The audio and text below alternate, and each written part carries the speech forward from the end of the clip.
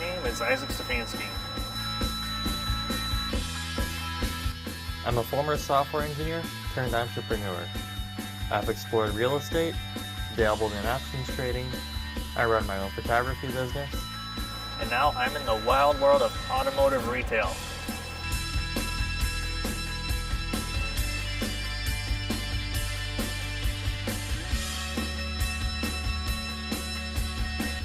Even as long as my software career was, cameras and cars have always been my thing.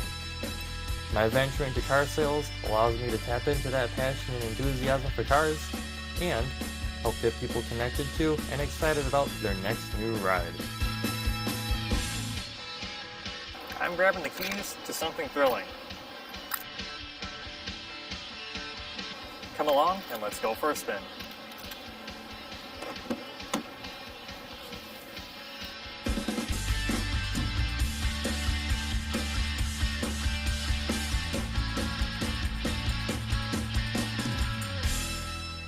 Introduced for the 2023 model year, the Mazda CX-50 has been around for a little while now. It was originally meant to replace the CX-5, Mazda's compact SUV, and the brand's best-selling vehicle. The CX-5 and the CX-50 were being sold alongside each other, and something interesting happened. It turned out there was a legitimate business case for having both SUVs in the lineup. Buyer demographics were different enough that the bean counters said CX-5 could actually stay. The all-new third generation of the CX-5 is just beginning to roll out to dealerships right now, so the CX-5 is definitely not going away. The 2026 CX-5 will be another episode for another time, but the point is that the CX-5 and the CX-50 are going to continue to be sold right alongside each other, occupying their own unique spaces in the Mazda lineup. So who's buying the CX-50? Generally, someone who has a bit more adventurous of a lifestyle and perhaps does some more off-pavement driving. Mazda's looking at you, Subaru Outback.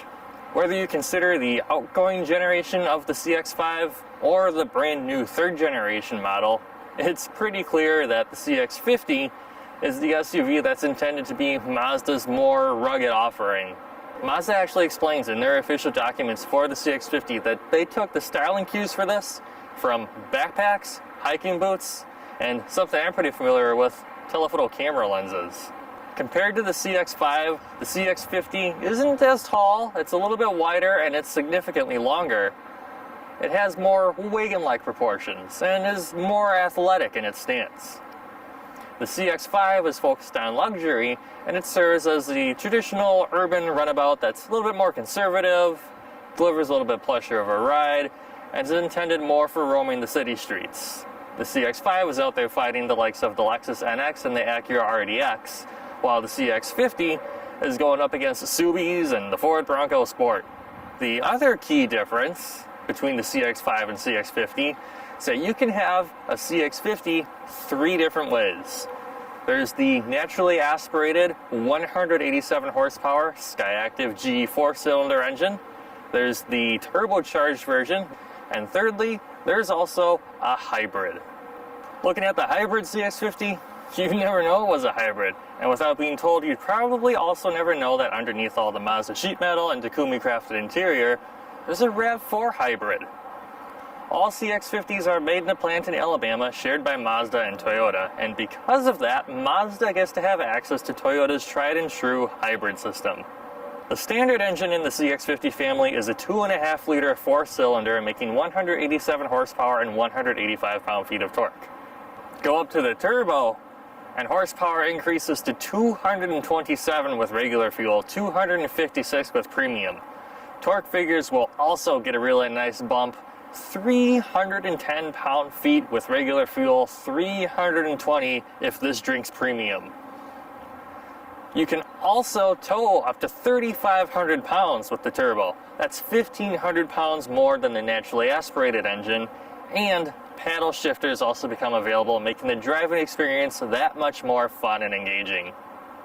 The hybrid splits the difference in horsepower at 219. Torque output is 163 pound-feet, but you get instant torque from the three electric motors. The hybrid is also capable of towing, rated for up to 1,500 pounds. As you can imagine, the hybrid system returns the best fuel economy, 38 miles per gallon. Now there happens to be a very subtle difference in dimensions, but you would need to have a hybrid CX-50 parked next to one of the non-hybrid models in order to be able to see it. Because of the large hybrid battery underneath, to keep the interior proportions proper, the hybrid CX-50 is just a little bit taller than the non-hybrid versions. So, how do these CX-50s all drive? That's what we're going to find out. Alright, this is the standard engine, and this is the premium trim specifically for the Mazda CX-50. This one has the white leather, which is pretty nice looking. I think it's really cool. Heated and ventilated seats in this one. Definitely a day for the heated seats. It is somehow, some way, 27 degrees outside right now, and it's April. So, all right, let's go for a drive. This should feel pretty similar to what I drive daily in my Mazda 3, and fairly similar to a CX-5. For sure, the now previous generation CX-5.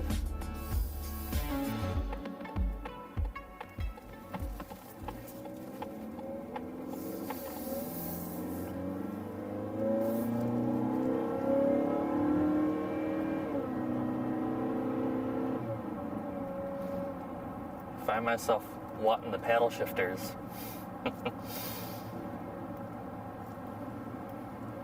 Trim levels for CX-50s equipped with the standard naturally aspirated engine include Select, Preferred, Meridian, and Premium. Like all the rest of Mazda's SUVs, all-wheel drive is standard across the board. Mazda Intelligent Drive modes, or MI Drive, on these trims include Sport, Normal, and Off-Road. Inside, the seats are a combination of durable fabric and leatherette on Select, Preferred, and Meridian, with genuine leather seats beginning in the Premium. These seats feel like they've been broken in. I have been in CX-50s, fresh off the truck. They might have like 5-10 miles on them. This one's got 51 miles on it, that's why. When these first came out for the 2023 model year, seat comfort was like the thing that people just were not liking about the CX-50s. They felt hard, they felt weird. Before the seats are broken in, yes, they are a little bit on the firm side. This driver's seat I'm in right now has over 50 miles on it. It's softened up. It's quite different from those fresh off the truck CX-50s. And even though this one's got larger wheels than the lower trims, this is actually really smooth and quiet and comfortable, and the seat feels supportive. Heated seats and a pretty impressive panoramic sunroof are included on the Preferred trim and higher, including all turbo and hybrid models. Ventilated seats, a memory driver's seat, and the premium 12-speaker Bose audio system are included on the Premium, all 3 turbo trims, and the hybrid Premium and Premium Plus. When it comes to wheel sizes, 17-inch wheels come on Select and Preferred. Special 18-inch wheels with all-terrain tires come on the Meridian edition for both gas engines. And you'll find 20-inch wheels on the Premium, the Turbo, and Turbo Premium Plus. Hybrid Preferred and Premium models have black 17-inch wheels. Hybrid Premium Plus models have 19-inch aluminum wheels. Coming to a point where I'm gonna be able to get on the interstate soon. So far, this feels, to me, super familiar driving the Mazda 3.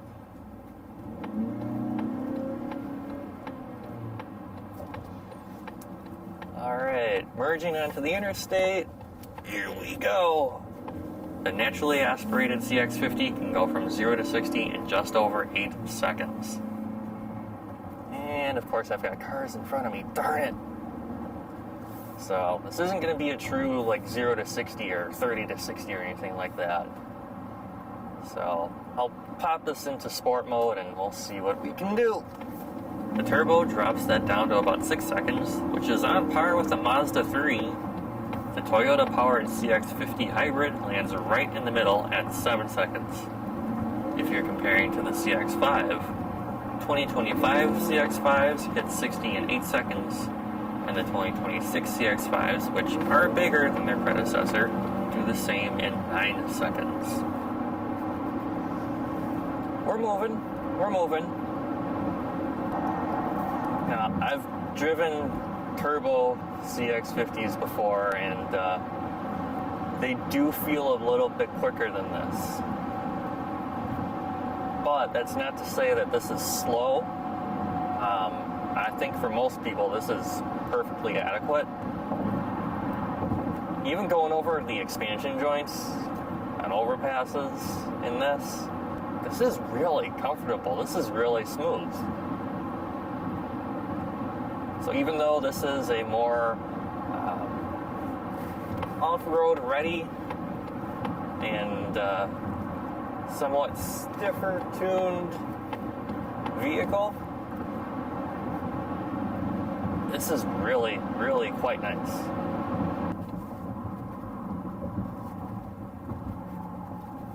You can feel some of the bumps on this off-ramp.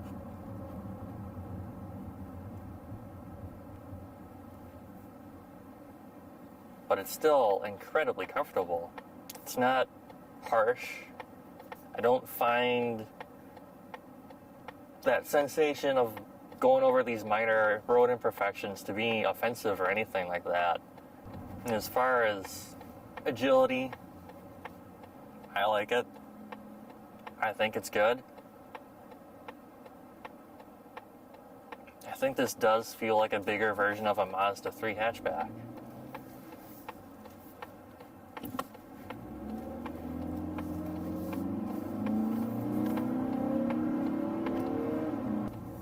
This is a comfortable ride, a very comfortable ride.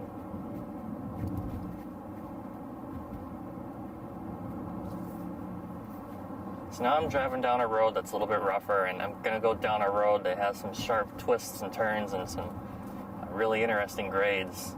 The sound deadening in this is fine.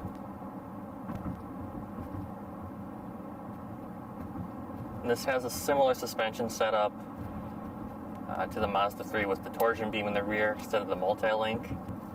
I'm not feeling any kind of weird like wobbles or anything. The car feels pretty balanced, pretty composed.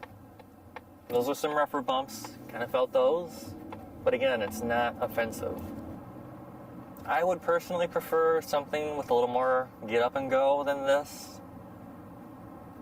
If it was me buying a car for myself, I'd probably be looking at the turbo. I'm curious to try out the hybrid, since that's kind of between this and the turbo. See how it's like with splitting that difference. This is the rough, twisty bit. Dangerous curve ahead, 15 miles per hour.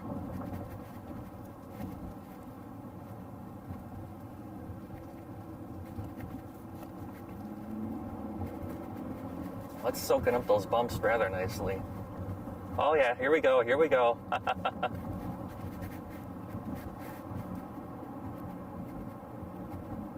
So I took a 15 mile an hour curve at 30 miles an hour in an SUV. Again, this being more wagon-like, more athletic, sportier, lower center of gravity, long wheelbase. This handled that well. This handled that really well. Is this as plush as the CX-5? No. But I don't see a problem with this ride. I don't take issue with any of the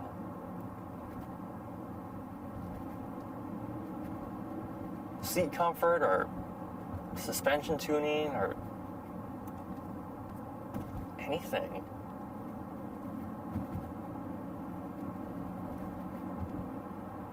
If you're looking for the softest, plushest, most luxurious, that's the CX-5.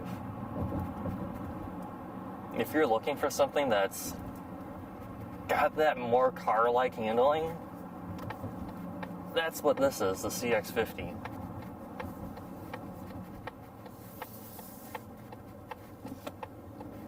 Whee!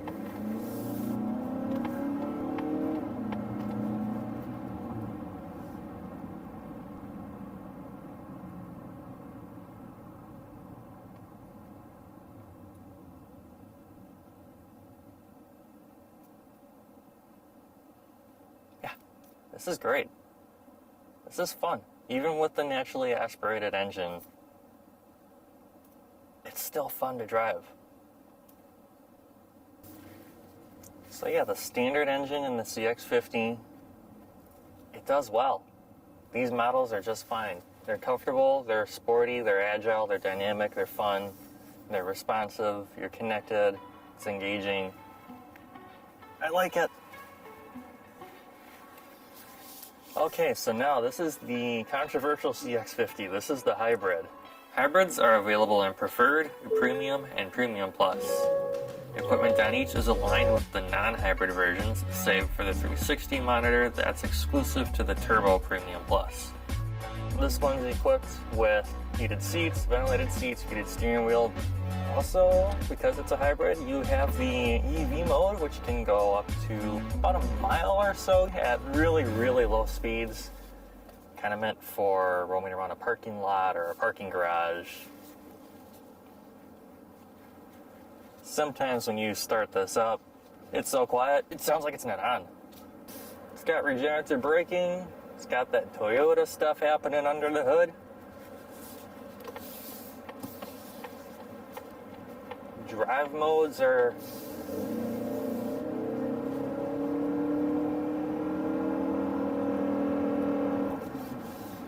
a little bit different in name. Sport is replaced with power. Instead of an off-road mode, you get a trail mode. Accelerating onto this road, getting up to 50 miles an hour. You probably heard that. There were no shifts. This has an eCVT.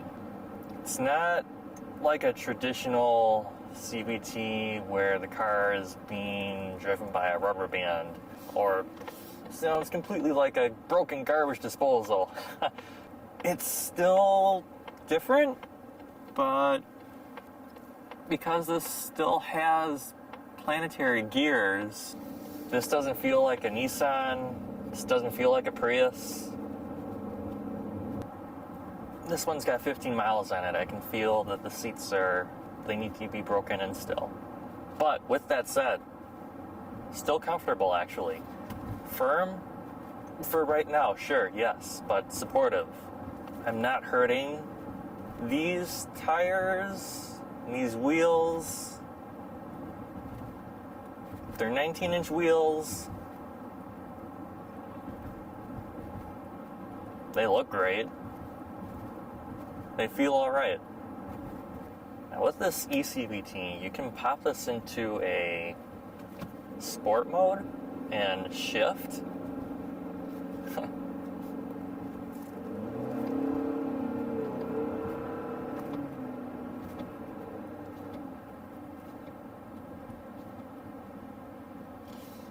So you got 6 simulated gears that you can shift through.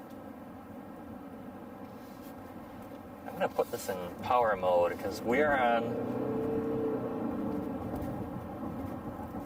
the rough, twisty road. This having that big hybrid battery underneath still has a low center of gravity. Oh yeah.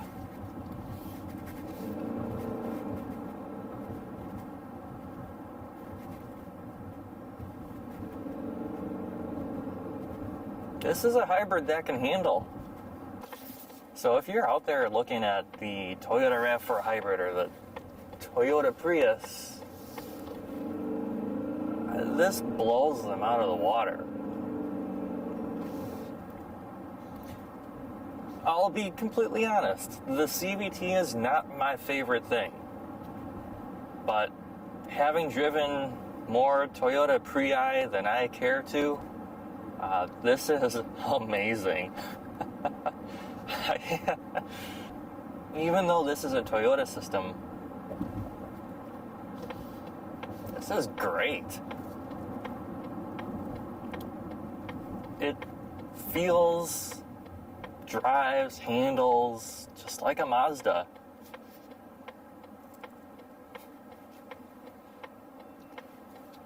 I've still got this in power mode. And you know what? I kind of want to shift myself here. Oh, this is interesting. So I'm starting in what it's calling third gear at a stop. I'm going to put it into first gear. Leave it in power mode. Because I want to see what this is like. Here we go.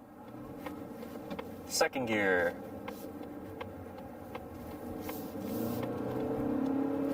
Third.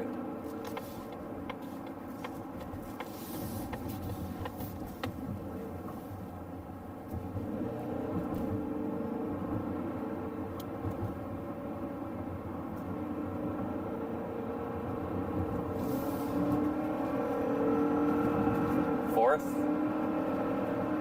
Fifth. Sixth at 70.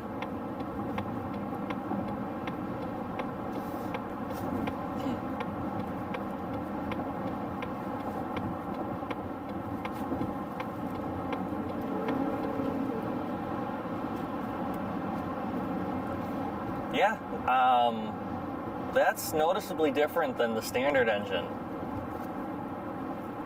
This is quicker. It's not as quick as the turbo, but this actually merged onto the interstate more quickly than the standard engine and more quickly than I actually would have thought this would have.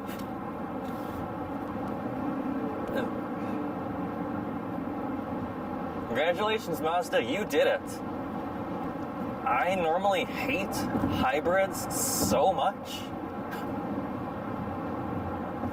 With the exception of something like a Porsche 918, of course. Or the Ferrari LaFerrari.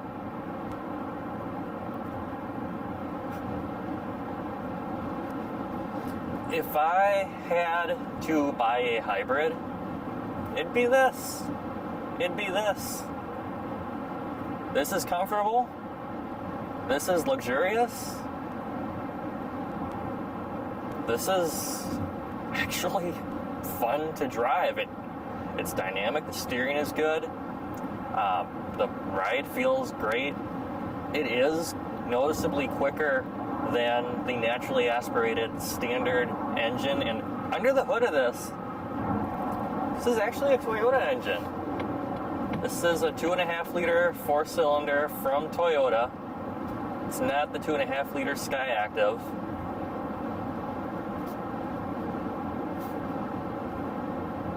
It's making 219 horsepower. But even though it's only 163 pound-feet of torque, that 163 pound-feet of torque is instant. Ooh, regen braking. So with that regenerative braking, I am sending charge back to the battery through one of the electric motors that's acting as a generator. And now I can actually feel the engine's not running. I'm sitting here at a light.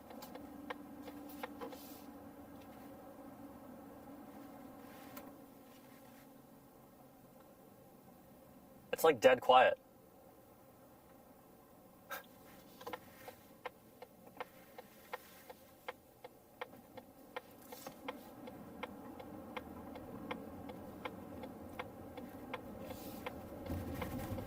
Handled that rough patch pretty well.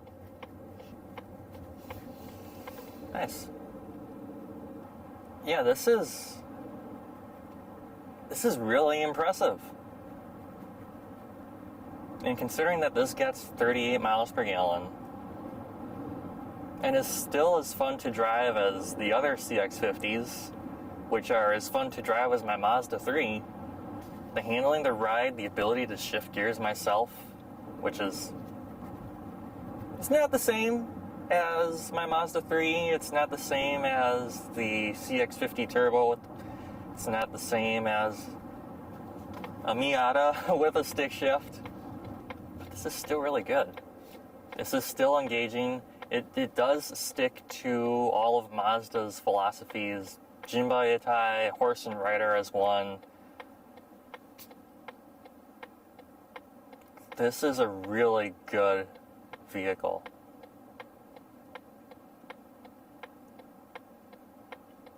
I am actually surprised. This panoramic sunroof is awesome. So yeah, if you're somebody who does a lot of driving and still wants a car that's fun and engaging and luxurious and comfortable and sporty and agile, the CX-50 hybrid from Mazda is the way to go. And I'm going to take a little bit of a dig at Toyota's supply chain management right now and kind of point out something pretty important. As of right now,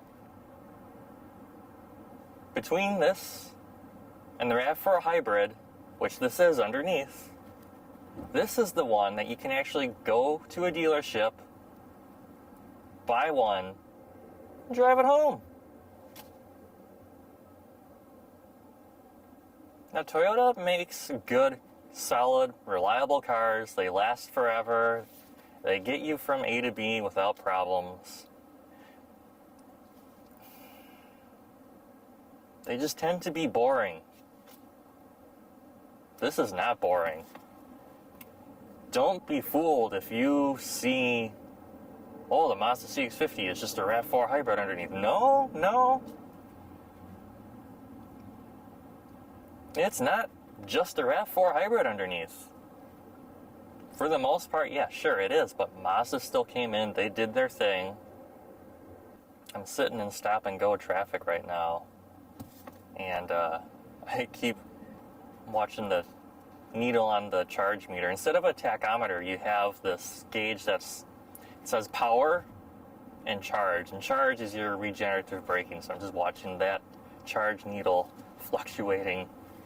I'm used to, looking at a tach and then listening to the revs to know when to shift. When I was shifting this myself before, that was what was throwing me off, because I wasn't hearing what I normally would be listening for, and I wasn't seeing what I would normally be looking at on a tachometer. But as I was shifting through those gears, the shift points are simulated, but they're also still gears. You do notice as you row through and shift, I'm in first, I'm in second, I'm in third, I'm in fourth. Didn't really notice anything going into fifth and going into sixth.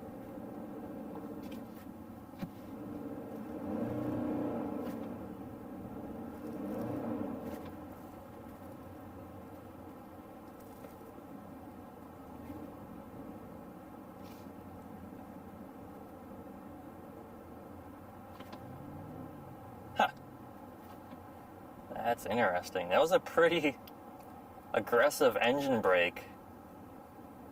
Downshifting. The regenerative braking is definitely different. It's not bad. The brakes feel fine. You do hear the regenerative braking, I guess, but there's nothing about the experience of driving this that's even remotely annoying. Yeah, I guess if you're coming from a Mazda 3 or CX-5, you want something that's efficient but still fun to drive, and you don't want to wait for the 2027 CX-5 hybrid, the CX-50 hybrid is nice.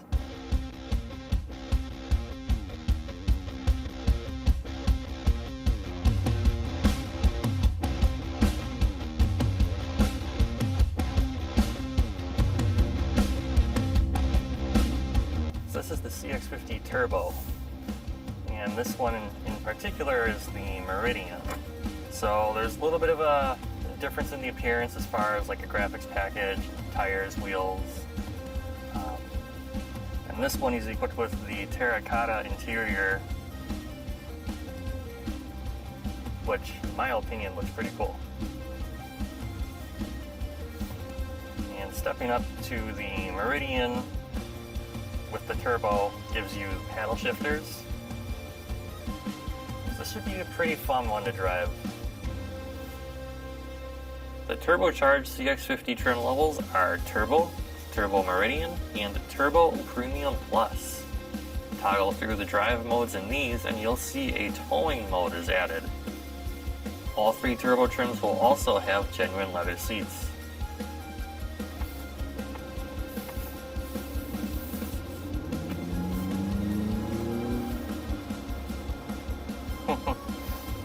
I can already tell. What a difference over the standard engine and even compared to the hybrid. Ha! You can hear the turbo. Even from in here with the windows rolled up. I like it. These seats feel nice. They're comfortable. And the ride, yeah, it's sporty, but it's not so stiff that it's harsh or anything like that. The road I'm on is a little slow, but that'll be changing in a little bit. This isn't very loud. Alright, here we go.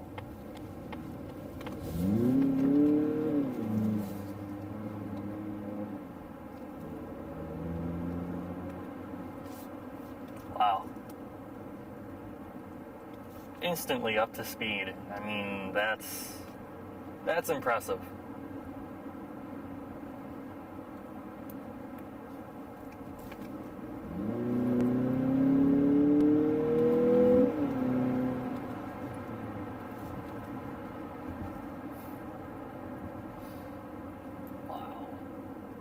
Wow.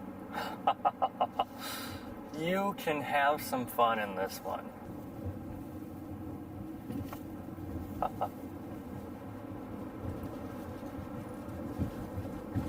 Even as rough as this road is, this ride is smooth.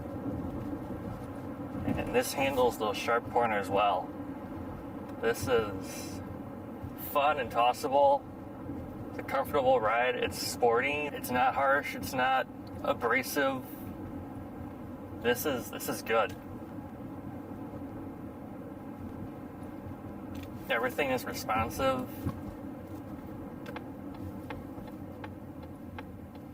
This car drives as well as it looks.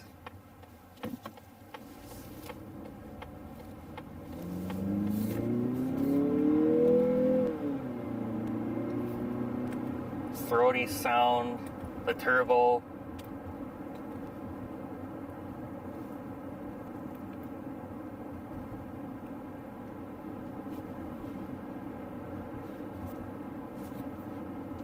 This one I get sport, normal, and off-road. Visibility's pretty good. And shifting with the paddles makes a difference.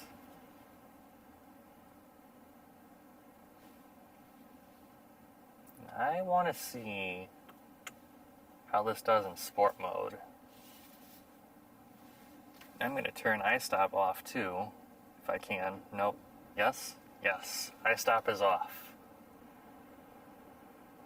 Of the three ways that you can have your CX-50, this is my personal favorite.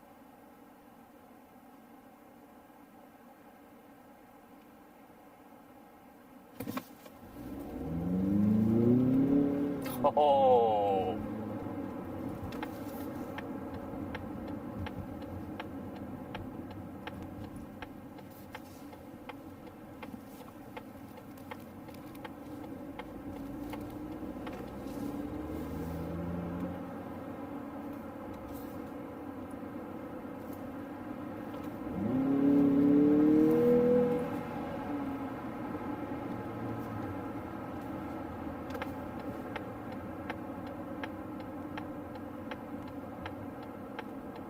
Yeah, that was fun. That was fun. This in sport mode.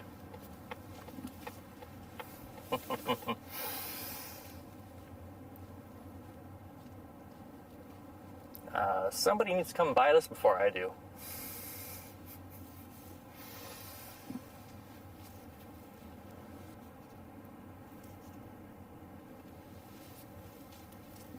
Coming from a Mazda 3,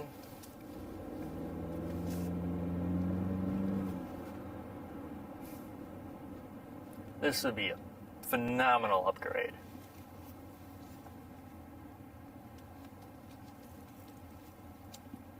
This is quite the vehicle, quite the SUV. I mean, it's considering the shortage of wagons in the US market and how kind of close to a wagon this is in some regards.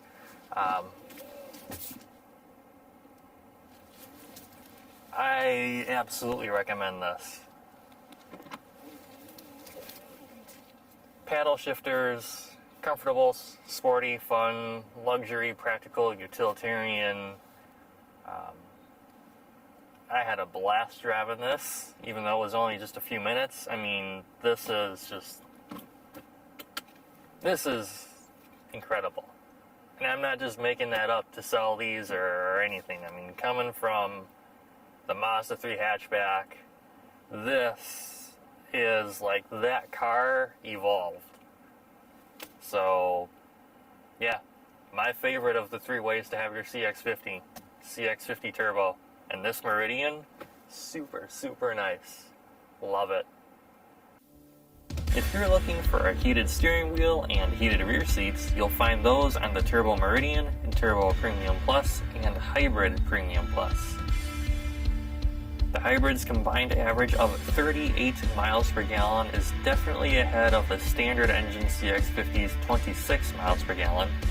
That 38 miles per gallon could get you potentially as far as 500 miles between fill-ups, depending on how and where you drive, of course. The fuel economy in the Turbo is 25 miles per gallon. If you need to prioritize fuel efficiency, the choice is very clear which CX-50 will take you the furthest on a tank of gas. But if you're looking for the increased speed and fun of the Turbo, the difference from the standard engine's fuel economy is only 1 mile per gallon. Something to be aware of as you drive the different CX-50s. This is a sportier vehicle that is made with the intention of off-pavement driving, so the suspension is a little stiffer than a CX-5. I've also noticed a slight difference in ride feel with differing wheel sizes and tires. Larger wheels with narrower sidewalls do provide a different feel than the 18-inch wheels with larger all-terrain tires that you find on the Meridian Edition. The ride remains smooth and comfortable with larger wheels, and they obviously look fantastic, but the absolute smoothest ride will come from that combination of smaller rims and larger sidewalls. Overall, the CX-50's different variants are not really meant to be looked at as good, better, and best. While it's true that the Turbo Premium Plus is considered the top of the line model, they all suit different driving styles and are all great to drive. You should expect the Turbo to be quick and a hybrid to feel and sound a little different. There isn't truly a bad CX-50. Mazda gives you options so you can drive home the CX-50 that makes the most sense for you. And you don't have to be going off-road or to state parks and campsites all the time to drive a CX-50, but it's also a stellar performer on pavement too, on the highway, city streets, and even on twisty rural roads. So that is the Mazda CX-50 and the 3 ways that you can have it. It's a rugged, wagon-like SUV that actually fits rather nicely into Mazda's lineup. It blends off-road capability with Mazda's traditional Japanese styling and comfort. There's a CX-50 just for you, even if you're looking for more power or for more fuel efficiency. If there's a flavor of Mazda CX-50 that you'd like to get out on the road or on the trails for yourself, come on over and see me, Isaac Stefanski, right here at Hull Mazda Volkswagen on Blue Mound Road in Brookfield, Wisconsin. You can drive home with this athletic, adventurous SUV today and take it to the parks and the campsites tomorrow.